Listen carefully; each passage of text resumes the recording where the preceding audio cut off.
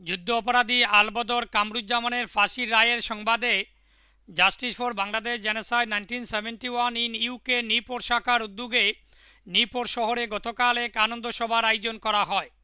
নিপোর আওয়ামী লীগ সভাপতি শেখ মোহাম্মদ তাহেরুল্লাহ সভাপতিত্বে যুবনেতা শাহ মোহাম্মদ শাফি কাদিরের পরিচালনায় অনুষ্ঠিত প্রোগ্রামে যুক্তরাজ্য আওয়ামী লীগের কেন্দ্রীয় সদস্য justice for Bangladesh genocide 1971 in ইউকের কনভেনার প্রধান অতিথি হিসাবে উপস্থিত ছিলেন।